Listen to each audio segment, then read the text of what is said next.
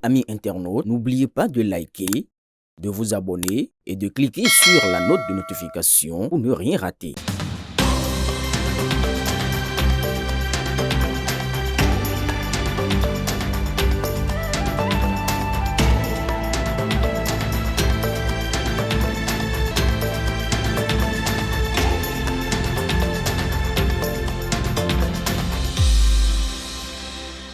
Bonjour et bienvenue. Les rendez-vous de la nutrition s'intéressent aujourd'hui à une étape clé qui se déroule les soirs. Nous parlons du dîner. Trop souvent négligé ou mal composé, le repas du soir peut avoir un impact direct sur notre sommeil.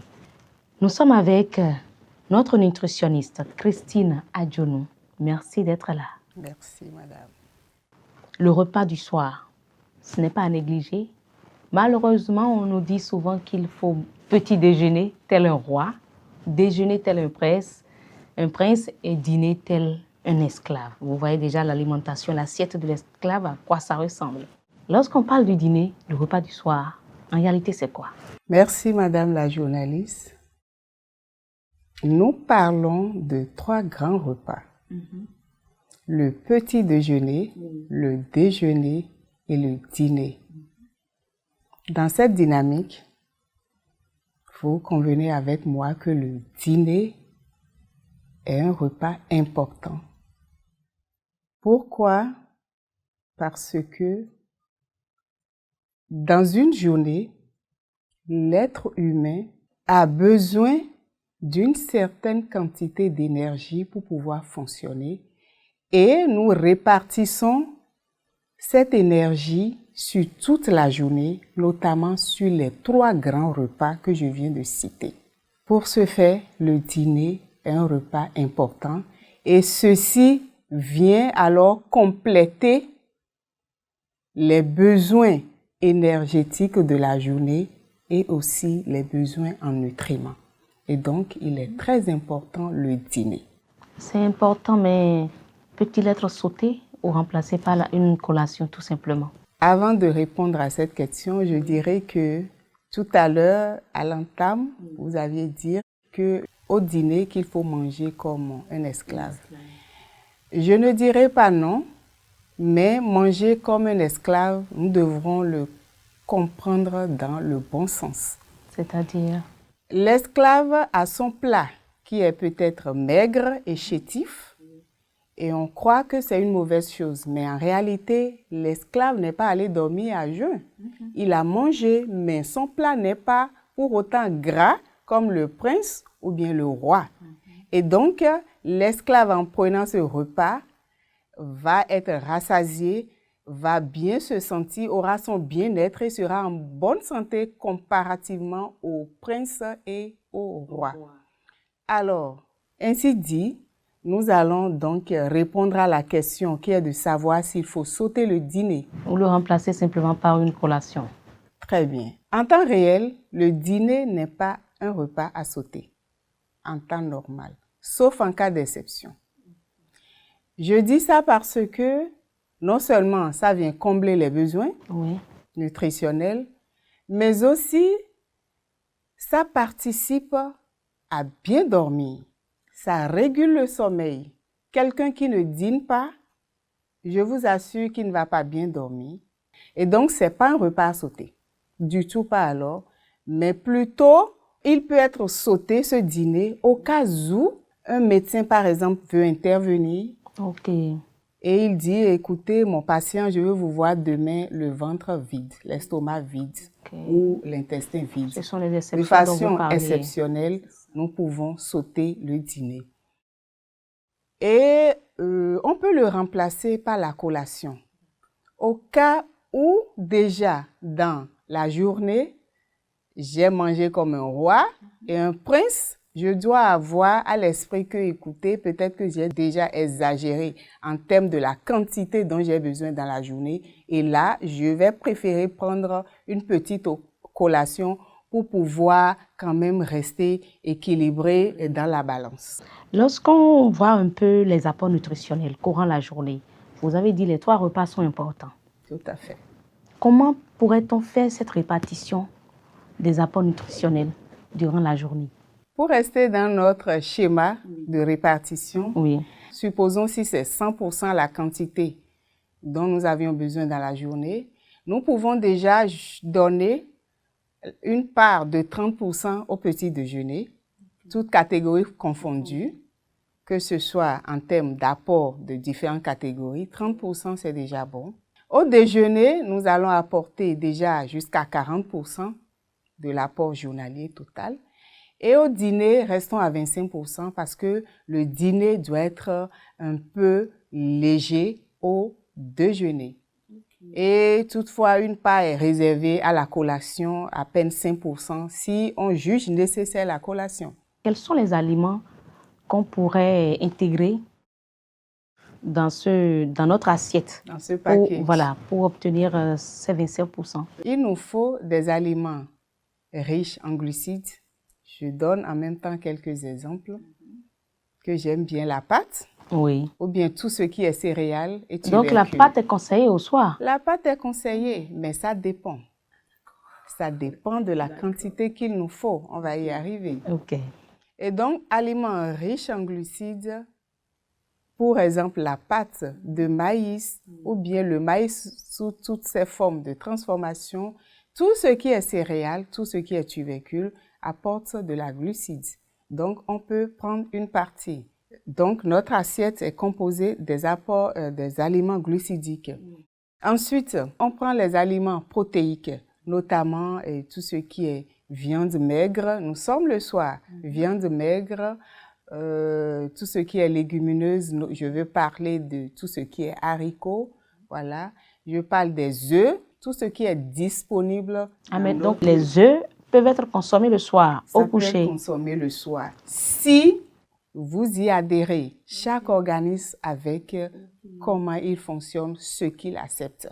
Et donc, aliments riches en lipides aussi va s'ajouter à notre assiette.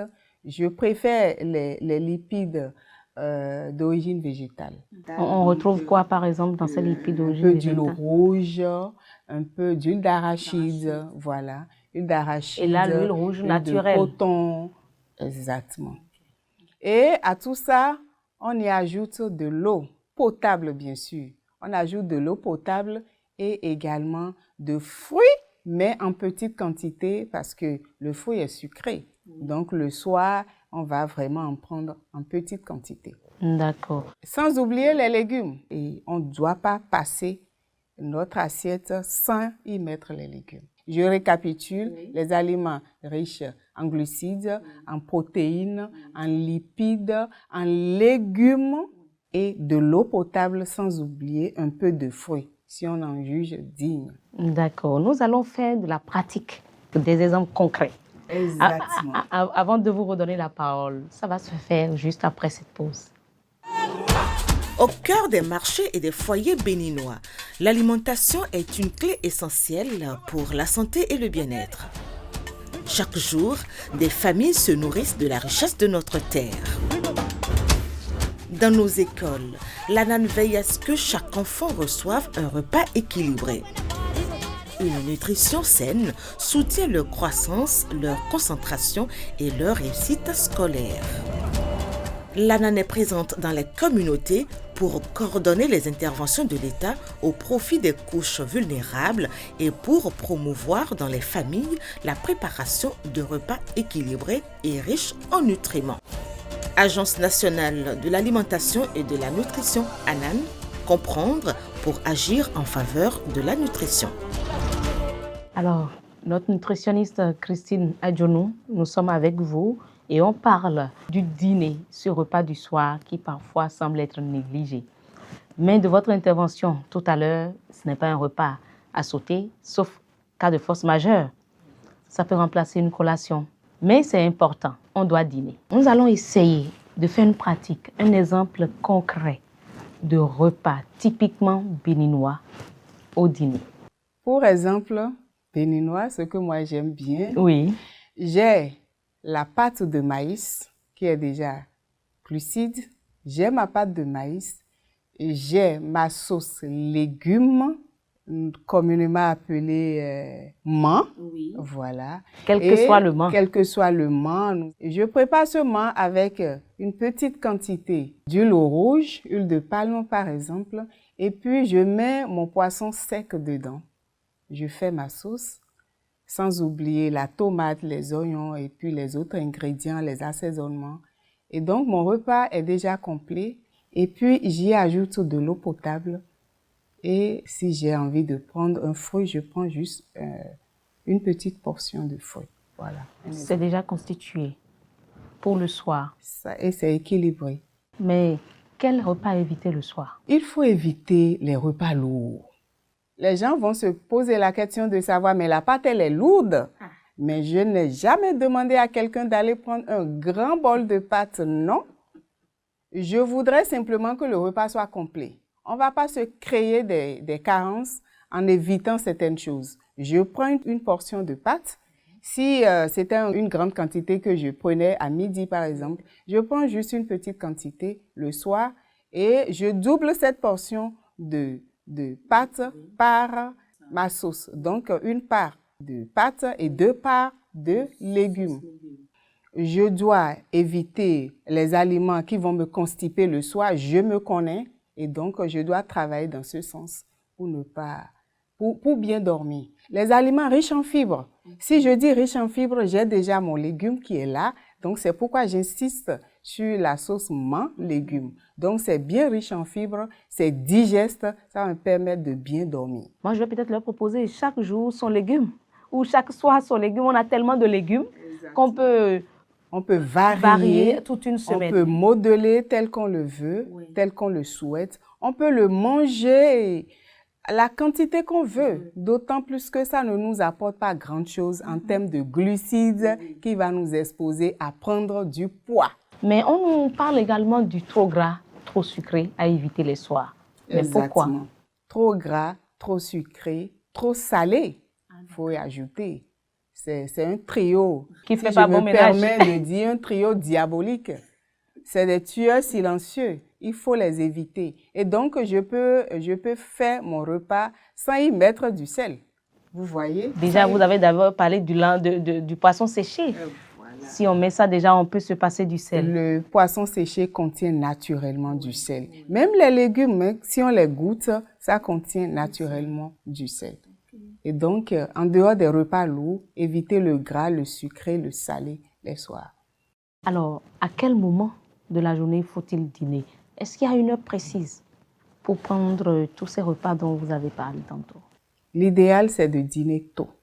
Tôt, c'est-à-dire quelle heure? Tôt, c'est-à-dire autour de 19h, 20h. Il faut prendre son dîner pour pouvoir bien digérer et bien dormir. D'accord. Et si le travail, la profession nous oblige à dîner tard, nous devons nous organiser pour réduire au maximum possible les apports glucidiques. Parce que ce sont ces éléments qui nous font grossir. Je rappelle que quand je veux dîner tard, je réduis au maximum possible tout ce qui est glucidique. J'avais dit que j'aimais bien la pâte et donc je dois réduire forcément la pâte. Je ne dois plus mettre des boissons sucrées dans ma bouche le soir. Tout ce qui est sucré, gâteau, chocolat, tout ce qui est d'origine sucrée, je dois tout faire pour les éviter en soi. C'est ça qui fait que nous grossissons. Mais si je me mets aux légumes, oh là là, avec on maintient la ligne. On maintient la ligne avec mes sources protéiques vraiment maigres. Je ne dis pas gras, mon poisson maigre, je dois garder la ligne. Mais lorsque vous parlez de viande maigre, quel type de viande vous parlez? Souvent, c'est les viandes blanches, notamment les poulets, le lapin, les pintades, etc. Donc, il faut prioriser, privilégier ce type de viande le soir. Mais ce n'est pas à consommer tout le temps, avec modération. Voilà. Au plus 2 consommations par semaine de viande. Et la salade composée avec la laitue et tout ça, on peut... les consommer le soir? Oui. Parce qu'il y a certains qui sont à ce régime, hein. Tous les soirs, c'est de la salade. Bien sûr, ils peuvent consommer cette salade, mais en y ajoutant un peu, je dis bien un tout petit peu de aliments riches en glucides. Qui forcément. Parce que l'organisme a besoin également du sucre, un peu de sucre pour fonctionner. Il doit y ajouter un peu d'aliments riches en glucides. Alors, pour terminer, des conseils simples à donner aux populations pour que le dîner soit sain, soit sûr et surtout adapté à tous les membres de la famille.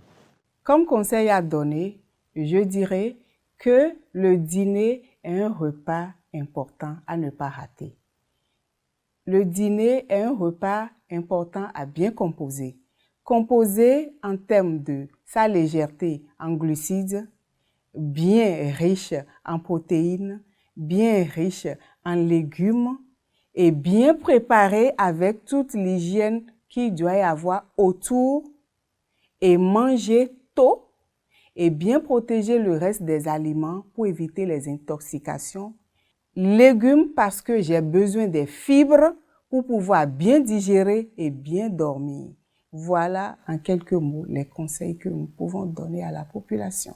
Merci à vous, Madame Adjonou. Vous êtes nutritionniste. Chers téléspectateurs, vous l'avez certainement retenu. Le dîner idéal n'est pas lourd, n'est pas trop sucré, n'est pas trop salé, n'est pas trop gras. Les viandes maigres, les viandes blanches, il faut les prioriser, les privilégier. Les fruits et légumes et surtout des lipides, mais en petites portions les soirs. Je crois que moi-même, j'ai retenu la leçon. Et ce sera tout pour notre entretien consacré au dîner, qui est quand même important, comme tous les autres repas de la journée. Mesdames et messieurs, on se retrouve dans un autre numéro pour une autre thématique. Portez-vous très bien.